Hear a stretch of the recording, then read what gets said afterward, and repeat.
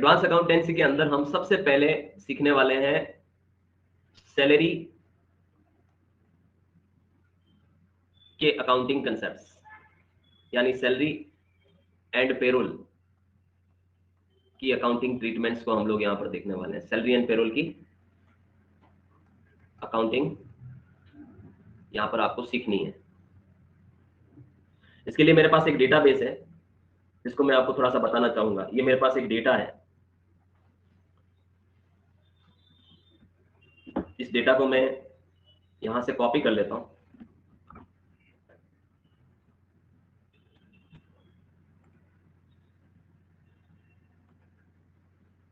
और इसको मैंने यहां पर पेस्ट भी कर लिया है।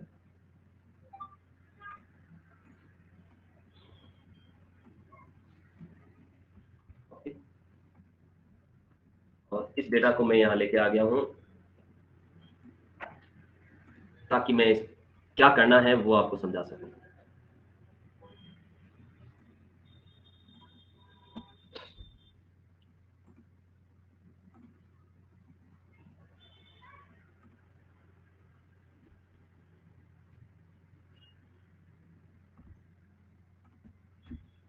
अब आप लोग देखिए, ये डेटा मैंने आपको वहां पर पेस्ट भी कर दिया है, पूरा डेटा। बेसिकली किसी कंपनी के कुछ इंप्लॉयज हैं, उनका ये डेटाबेस है। ये कुछ इंप्लॉयज दे रखे हैं, इनके डिपार्टमेंट्स दे रखे हैं, इनकी बेसिक सैलरी दे रखी है, बेसिक के बाद इनको डीए इनका कैलकुलेट हो रखा है, यहाँ पर इनका एचआरए कैलकुलेट हो रखा है, इनका ट्रैवलिंग अलाउंस कैलकुलेट हो चुका है, और ये बेसिक में ये तीनों भत्ते जुड़ने के बाद इनकी ग्रॉस सैलरी बन रही है। ग्रॉस सैलरी में इनका प्रोफेशनल टैक्स कटा है, इनका प्रोविडेंट फंड कटा है, फिर इनका दोनों चीजें डिडक्शन के बाद इनकी नेट सैलरी आ रही है। पूरे साल भर में एनुअल सैलरी बन रही है। यहाँ पर इनकम टैक्स की कैलकुलेशन हो रखी है, यहाँ पर साल भर की सैलरी की, एनुअल फिगर की। सरचार्ज बन रहा है इनका। बेसिकली हमें अभी इनकम टैक्स, सरचार्ज, सेस, इन पर बातें अभी हम नहीं करेंगे। हमें जैसे इनका एडवांस, इनका कोई टीडीएस कटा है तो वो यहाँ पर बताया गया है, और इनका कोई जैसे एडवांस टैक्स भी दे रखा है बेसिकली, ठीक है, तो इनका टीडीएस यहाँ पर दे रखा है। तो ये जो एनुअल सैलरी वाला फिगर है और जो इनकम टैक्स, सरचार्ज और सेस वाला है, ये चारों कॉलम जो है उसको अभी कंसिडरेशन में नहीं लेना, क्योंकि जो मंथली अकाउंटिंग होगी, एक अकाउंटेंट ये शीट आपको एचआर डिपार्टमेंट ला के देगा, और आप अकाउंटेंट हैं और आपको इनको इनकी सैलरी का पेमेंट करना है, और आपको अपनी बुक्स में उन सैलरी के ट्रांजेक्शन्स को रिकॉर्ड करना है। तो जो बेसिकली आपको रिकॉर्डिंग आनी चाहिए कि भाई आप रिकॉर्ड कैसे करेंगे, ठीक है। तो एक एक व्यक्ति का आपको यहाँ पर डिटेल्स देखना पड़ेगा। तो सबसे पहले अगर मैं बात करूं तो देखिए, मुझे यहाँ पर सबसे पहली रिक्वायरमेंट क्या है कि मुझे इन सबकी टोटल देखनी पड़ेगी। तो मैं यहाँ पर क्या करता हूं, ऊपर से नीचे तक सेलेक्ट करके ऑटो सम कर देता हूं, और ये नीचे टोटल आ गई, और टोटल को मैं इधर से इधर तक खींच लेता हूं और बोल्ड कर देता हूं। मेरे पास ये टोटल फिगर्स आ गए सारे, टोटल मुझे जरूरत होगी, ठीक है। अब आपको थोड़ा सा सैलरी के बारे में मैं बता देता हूं। टोटल की मुझे जरूरत डेफिनेटली पड़ेगी। ओके, तो यहां पर आपको अभी अपन ने इसमें टोटल के बाद हम इसे कॉपी करते हैं।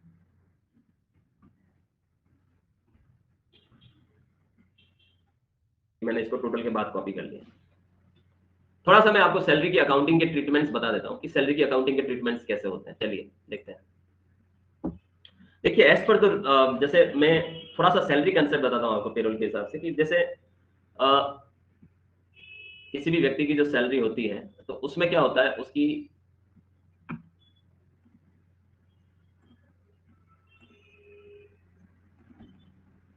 जो भी बेसिक सैलरी होती है, जो उसकी बेसिक सैलरी यानी मूल सैलरी, बेसिक पे, उसमें जो भी भत्ते होते हैं, अलोवेंसेस,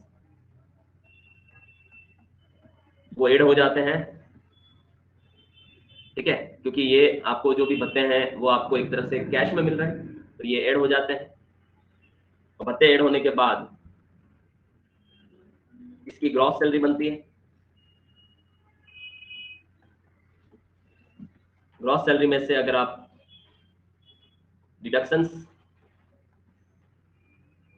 को माइनस कर देते हैं, और किसी तरह के कोई एडजस्टमेंट्स हैं उनको माइनस कर देते हैं। किसी ने कोई एडवांस ले रखा है साहब, वो अब कटवा रहा है एडवांस को, टीडीएस है, टीडीएस की कटौती करवा रहा है, तो एडजस्टमेंट माइनस हो जाते हैं, तो उसको कितना पे करना आपको वो चीज आ जाती है, that is called net salary payment. इस कंसेप्ट को ध्यान में रखना बहुत जरूरी हो जाता है आपके लिए, कि जैसे बेसिक सैलरी को वी कैन से मूल वेतन इन हिंदी। ओके, भत्तों को हम लोग कह सकते हैं, सॉरी, अलाउंसेस को हम भत्ते कह सकते हैं। ग्रॉस सैलरी को हम टोटल मिलाकर जो सैलरी बनती भत्तों के बाद सकल वेतन कह सकते हैं। डिडक्शंस को हम कटौतियां कह सकते हैं। एडजस्टमेंट्स को हम समायोजन कह सकते हैं, याद रखिएगा। और नेट सैलरी को हम, जी, सब कुछ एडजस्ट होने के बाद जो शुद्ध वेतन आपको देना है वो आप कह सकते हैं। लेकिन एक अकाउंटेंट होने के नजरिए से आप लोग इसको किस तरह से अपनी बुक्स में प्रेजेंट करेंगे, तो वो भी बहुत इंपॉर्टेंट चीज है जो ध्यान में देने वाली है। सपोज आप एक अकाउंटेंट है, तो आप इसको बुक्स में कैसे प्रेजेंट करेंगे? तो देखिए, यहां पर मैं आपको बता देता हूं, आपको ये कंसेप्ट ध्यान रखना बहुत जरूरी है। अब बुक्स में मैं कैसे प्रेजेंट करूंगा बताता हूं मैं आपको। अगर मान लो मैं एक अकाउंटेंट हूं, हर महीना आपको एंड में जो भी आपके पास एचआर डिपार्टमेंट या पर्सनल डिपार्टमेंट आपको आपका स्टाफ का रिकॉर्ड लाके देता है, लाइक ये एक्सेल में रिकॉर्ड लाके दे दिया आपको साहब। अब आपके पास जो रिकॉर्ड आया, आप उसको रिकॉर्ड को देखिए, ड्यू करेंगे। पहले तो आपको उसको महीने के एंड में ड्यू करेंगे, क्योंकि नॉर्मली जो पे आउट होता है वो अगले महीने की डेट्स में होता है, राइट। तो जैसे अप्रैल महीने की सैलरी है, तो जो पेमेंट होता है वो कोई कंपनियां 5 तारीख को करती है, कोई 7 तारीख को करती है, कोई 10 तारीख को करती है। सारों का अपना नॉर्म्स होता है और कईयों का नॉर्म्स नहीं भी होता है। जब उनके खातों में पैसा आया तो वो दे दिया ऐसा। तो देखिए, एज एन अकाउंटेंट अगर मुझे सैलरी मैनेजमेंट करना है, तो मुझे सैलरी की जो ट्रांजेक्शन है उसको ध्यान में रखना पड़ेगा। जब आप सैलरी को क्या करेंगे, due on the last day of the month, आप किसी भी महीने की लास्ट डे को जब सैलरी क्या करेंगे, ड्यू करेंगे, तो आप क्या एंट्री करेंगे अपनी बुक्स में? तो मैं बताता हूं कि आपको यहां पर क्या करना पड़ेगा, एक अकाउंट ओपन करना पड़ेगा सैलरी का, जो कि आपके लिए एक्सपेंस है, कंपनी के लिए सैलरी अकाउंट डेबिट कर दोगे आप। और ये हमेशा आप हमेशा ध्यान देना, ये आप हमेशा ग्रॉस सैलरी को डेबिट करेंगे। किसको? ग्रॉस सैलरी को। बेसिक अलग ने, डीए अलग ने, टीए अलग ने, एचआरए अलग ने, ये अलग ने, वो अलग ने करने की जरूरत नहीं है, क्योंकि जो आप बेसिक सैलरी दे रहे हैं वो भी आपके लिए खर्चा, जो आप भत्ते दे रहे हैं वो भी आपके लिए खर्चा है। तो आपको अलग अलग शीट में, तो वो एचआर डिपार्टमेंट का काम है कि उसने उसको शीट के अंदर अलग अलग कर रखा है, अकाउंटेंसी के अंदर अलग अलग नहीं होता है। तो हमेशा ग्रॉस सैलरी से आप सैलरी अकाउंट को क्या करेंगे, डेबिट करेंगे। और ये आप इंडिविजुअली एक एक पर्सन की नहीं करनी है आपको। कंपनी में 100 जने काम करते, क्या 100 एंट्री करोगे? नहीं। इसीलिए आपके पास जब शीट आएगी तो उस शीट के नीचे सबकी ग्रॉस सैलरी की क्या होगी, टोटल होगी। ये देखिए आप, ये रहा हमारा ग्रॉस सैलरी का टोटल। अब इस केस में हमारा ग्रॉस सैलरी कितना हो रहा है, 6,26,963 रुपए। तो इसका मतलब आगे की चीजों की सर कोई वैल्यू नहीं है हमारी बुक्स के अंदर, जी नहीं। अकाउंटेंट को आगे की चीजों से कोई लेना देना नहीं, वो लेना देना है किसको, एचआर डिपार्टमेंट को। ध्यान देना, 6,26,963 को आप यहां पर कंसिडर करेंगे। तो मैं लिख भी दूं, 6,26,963 से आप सैलरी अकाउंट को क्या करेंगे, डेबिट करेंगे, राइट। 2, अब इस ग्रॉस सैलरी में से जो जो भी डिडक्शंस हैं उन्हें आपको माइनस करना पड़ेगा, क्योंकि आप डिडक्शन कर रहे हैं तो इट मे भी पॉसिबल है कि वो स्टैट्यूटरी डिडक्शंस और आपको उसे रिस्पेक्टिव सरकार को भी जमा कराना पड़ सकता है। ये भी हो सकता है कि वो उन एम्प्लॉइज के वेलफेयर स्कीम से संबंधित डिडक्शंस हो, जो कि आपको उन एम्प्लॉइज की वेलफेयर अकाउंट्स में जाके डिपॉजिट कराना होगा। तो जो आप डिडक्ट कर रहे हैं वो आपकी लाइबिलिटी है।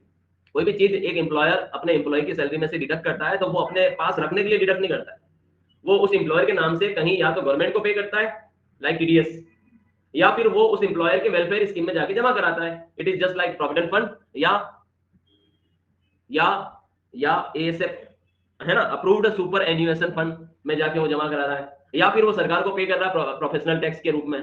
तो सीधी सी बात है, एम्प्लॉयर जो डिडक्शंस कर रहा है उनको आपको सेपरेटली बताना जरूरी होता है। जैसे कि ऊपर के केस में देखते हैं हम। अब देखिए, डिडक्शन क्या हो रहा है, प्रोफेशनल टैक्स हो रहा है, कितना हो रहा है, 2,000 रुपए, और प्रोविडेंट फंड हो रहा है, कितना हो रहा है, 56,100 रुपए। इस केस में आपके पास जो आंकड़े मौजूद है उस केस में ध्यान देना। तो 2,000 रुपए आपका प्रोफेशनल टैक्स कट रहा है। प्रोफेशनल टैक्स तब कटता है, सरकारी कर्मचारी हैं आप और आपके गवर्नमेंट आपसे एम्प्लॉयमेंट के नाम से टैक्स वसूल रही है, तो आपकी सैलरी में से बहुत ही नॉमिनल अमाउंट प्रोफेशनल टैक्स हर महीने आपको डिडक्शन होते हुए दिखेगा। तो आप ये प्रोफेशनल टैक्स यहाँ पर पी टैक्स करके बता देंगे। प्रोफेशनल टैक्स आपकी सैलरी में से कट रहा है, मान लो 2000 रुपए टोटल, इन सारे लोगों का टोटल अमाउंट है ये। तो ये जो प्रोफेशनल टैक्स है ये क्या है, एक तरह से डिडक्शन है, ये आपको यहां पर बताना है। और ग्रुप भी बताऊंगा मैं उनको।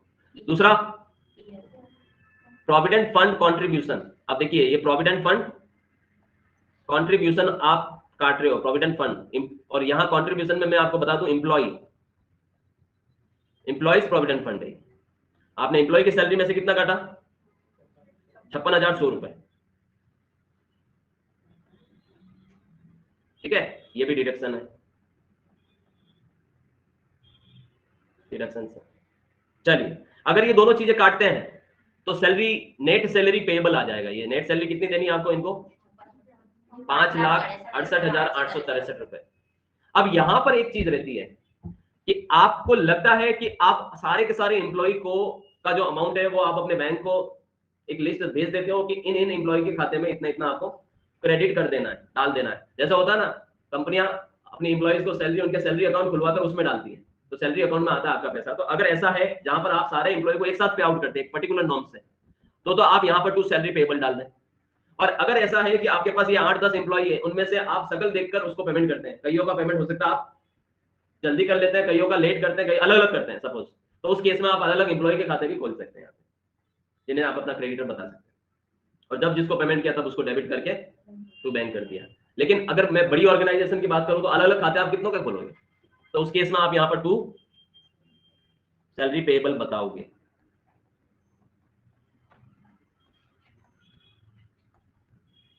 टू सैलरी पेएबल कितना बताओगे, 5,68,863 रुपए।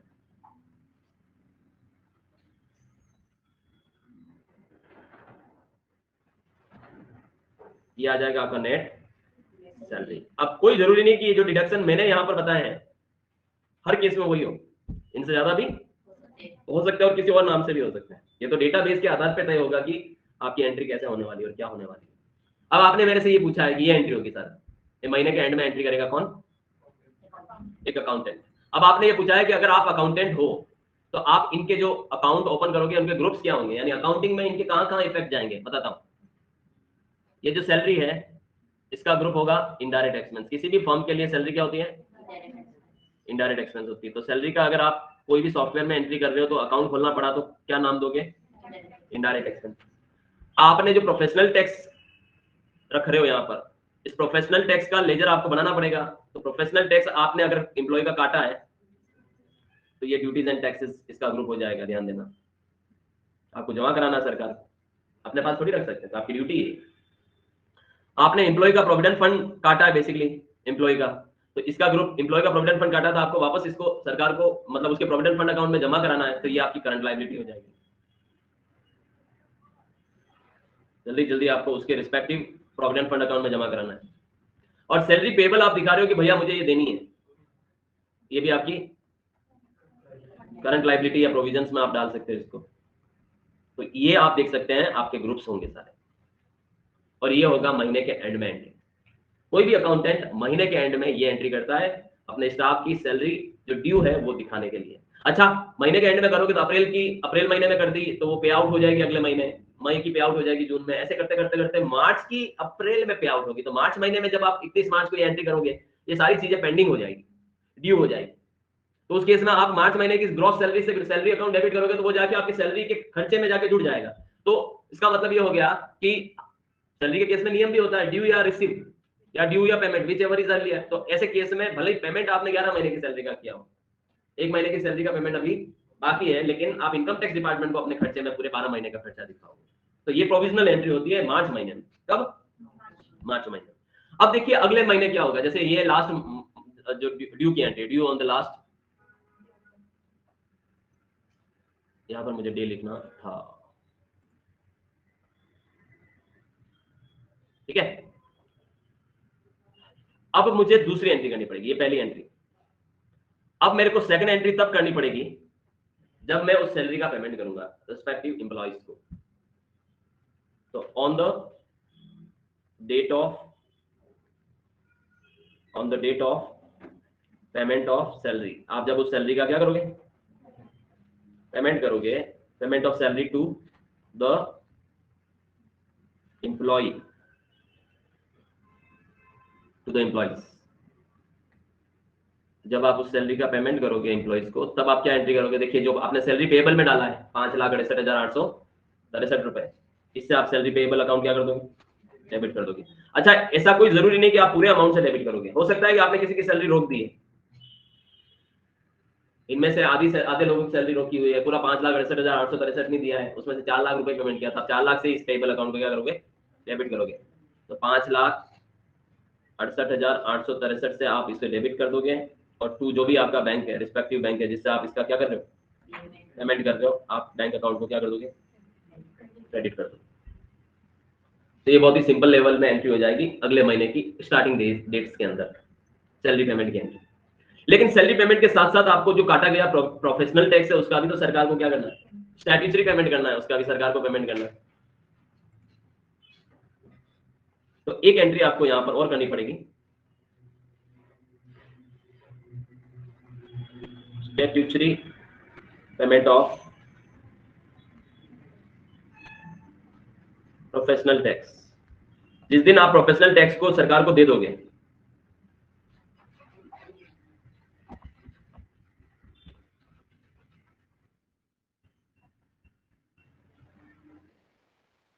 टैक्स को सरकार को दे दोगे, तब आप क्या एंट्री करोगे? जो पी टैक्स के नाम का आपने पैसा काट रखा था, और जो आपकी ड्यूटीज एंड टैक्सेस में आपकी बैलेंस शीट में लाइबिलिटी साइड में दिख रहा था कितना?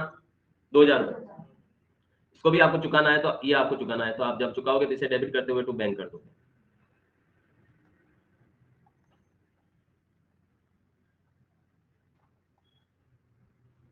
राइट। और फिर एक एंट्री आपको करनी पड़ेगी प्रोविडेंट फंड जो आपने काटा हुआ है।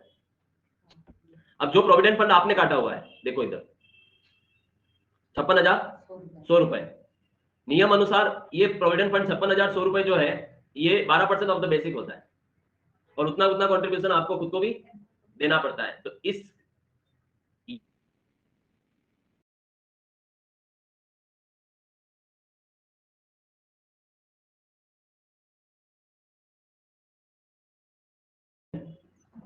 फंड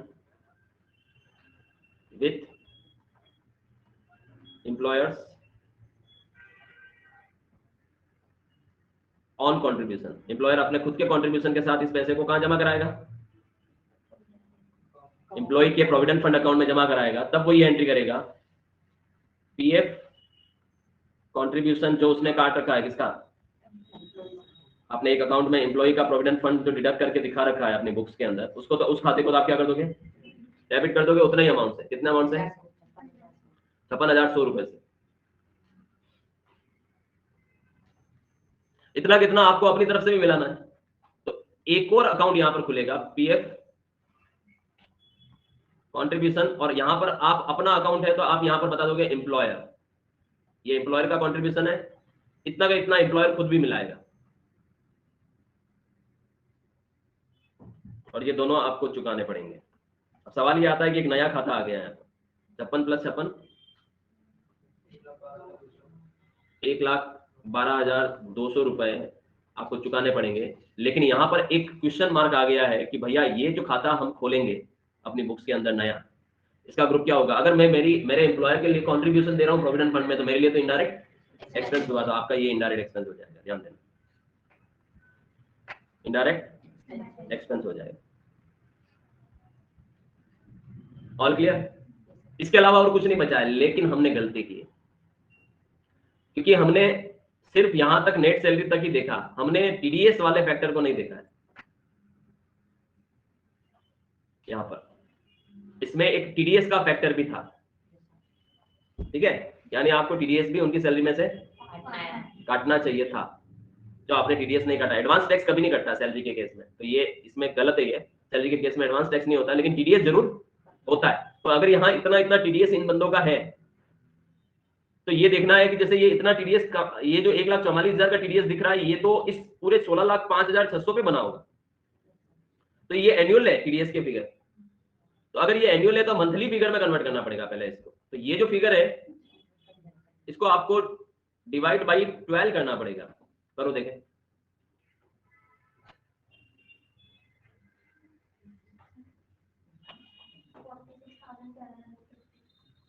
750, यानी आपको हर महीने आपने इतना टीडीएस काटा होगा। ये एक तरह से मंथली टीडीएस हो गया, ठीक है। तो ये हमने जो एंट्री की है उसमें हम इस चीज को भूल गए।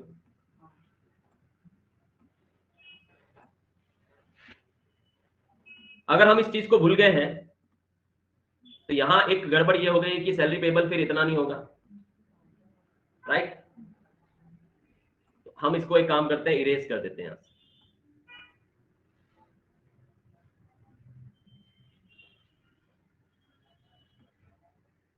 और उस टीडीएस को पहले लाना चाहिए था। एग्जांपल ऊपर जो एग्जांपल है उसमें वो कॉलम बाद में डाला गया है, नेट सैलरी से पहले डलना चाहिए था वो, ठीक है। तो यहां पर हमें क्या करना पड़ेगा, यहां पर हमें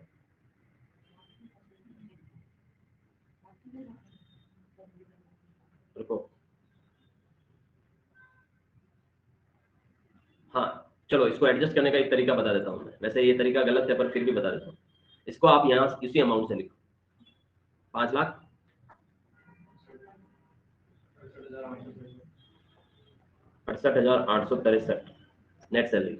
और जब पेमेंट करोगे आप सामने वाली पार्टियों को, तब आप इसको क्या करो, यहां से टीडीएस डिडक्शन दिखा दो, इसको हटा दो,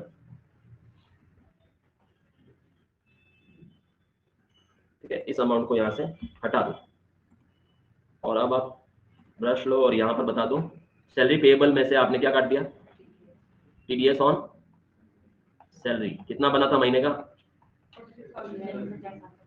46,750। तो पेमेंट कितना किया होगा आपने, ये माइनस कर 522,113, इतना ही पेमेंट किया होगा आपने। इस टीडीएस को उस ड्यू वाली एंट्री में नहीं घुसाकर पेमेंट वाली एंट्री में घुसा दिया। ये भी सही है, क्योंकि टीडीएस की जो डिडक्शन होती है वो कहाँ होती है, पेमेंट करते वक्त होती है। तो बेसिकली पेमेंट में घुसा दिया, तो ये भी सही है। लेकिन हम इसका जब लेजर बनाएंगे तो इसका लेजर क्या होगा,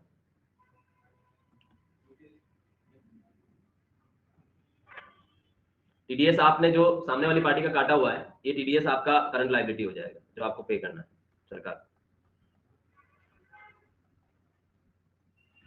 याद रखो। तो बेसिकली आप यहां पर देख सकते हैं कि जो आपके पास डेटाबेस अवेलेबल है, उस डेटाबेस के आधार पर आप सैलरी की ये ट्रांजेक्शन आपको करनी पड़ेगी। अब आप सोचिए कि आपको टोटल नंबर ऑफ ट्रांजेक्शन कितनी करनी है। एक इस केस में 2, 3 और 4, इस केस में आपको 4 एंट्रियां करनी पड़ रही है, वो भी महीने की। तो 12 महीने की 36 एंट्रियां तो सैलरी से रिलेटेड आ जाएगी, आएगी कि नहीं आएगी, 36 का 48 एंट्रीज, 48 ट्रांजेक्शन सिर्फ सैलरी से रिलेटेड होंगे। अकाउंटेंट को अगर नहीं आया तो वो क्या करेगा, उसने तो खाली रामलाल से माल खरीदा, सोहनलाल को माल बेचना, इससे पैसे आए, उसको पैसे दिए, यही सीखा है उसने। एडवांस अकाउंटिंग ट्रीटमेंट्स नहीं सीखे तो ये कौन सिखाएगा वहां पे जॉब में आपको। तो ये आनी चाहिए, जरूरी है, ध्यान देना। So in case of salary these are the transactions, and in case of above matter these are the transactions, ठीक है। अब हम इसके अंदर जब पूरा फाइनेंशियल ईयर खत्म होगा उसके बाद आप हो सकता है सामने वाले क्योंकि इनकम टैक्स सरचार्ज वगैरह ये उन लोगों का मैटर है, आपका मैटर नहीं है। आपका मैटर सिर्फ यही है, आपको सैलरी ड्यू करना, उसमें से जो भी आप डिडक्शन से वो डिडक्ट करना, ड्यू करते वक्त भी ध्यान रखना है, फिर सैलरी का पेमेंट, फिर उन डिडक्शंस के पेमेंट्स करना। अगर आप खुद का कोई कॉन्ट्रीब्यूशन है साथ में खुद के कॉन्ट्रीब्यूशन का पेमेंट करना, ये आपको काम करना है अगर आप एक एम्प्लॉयर है, या आप एम्प्लॉयर की अकाउंटिंग कर रहे थे बुक्स में। अगर आप एक एम्प्लॉई है तो फिर वहां आप खुद अगर एम्प्लॉई आप अपनी बुक्स मेंटेन करते हैं तो फिर आपकी वो ट्रांजेक्शंस अलग होगी, क्योंकि उस केस में आपके लिए इनकम है, आपके जो डिडक्शंस हुए हैं वो आपके एसेट्स हैं, आगे जाके आपको उसका बेनिफिट मिलना है, आपको साल के एंड में इनकम टैक्स आईटीआर भरते वक्त टैक्स वैक्स देने हैं, ड्यूज दिखाने हैं, तो वो फिर अलग मैटर होगी। कंपनी के पॉइंट ऑफ व्यू से या एम्प्लॉयर के पॉइंट ऑफ व्यू से ये ट्रांजेक्शंस होते हैं। इन ट्रांजेक्शंस का स्वरूप बदलता है, एग्जाम्पल टू एग्जाम्पल इनके स्वरूप क्या होते हैं। अभी ये है, अभी के ट्रांजेक्शन में हमने ये देखा, लेकिन अगर मैंने एग्जाम्पल चेंज कर दिया तो आपको एंट्रीज और उनके अमाउंट्स बदलते हुए भी दिखेंगे, ठीक है। ये मैं आपको भेज रहा हूं, इसके साथ मैं आपको एक आपको क्वेश्चंस करके आना, उसका असाइनमेंट अपलोड करूंगा। होमवर्क में देखना, बेस के होमवर्क में आपको असाइनमेंट मिलेगा, एक ब्रॉडकास्ट में बना देता हूं, उसके थ्रू भी आपको भेज देता हूं। आपको करके आना है घर से और होमवर्क में जो आप करते हो सवाल उसका फोटो क्लिक करके अपलोड करना है। ठीक है, एक असाइनमेंट के 2 मार्क्स है, तो ये मार्क्स आपके आगे जाके टोटल अप होंगे। तो ये आपको आज एक सवाल मिलने वाला सैलरी से रिलेटेड। और भी चर्चाएं करेंगे कल हम इस टॉपिक के, right. Thank you so much.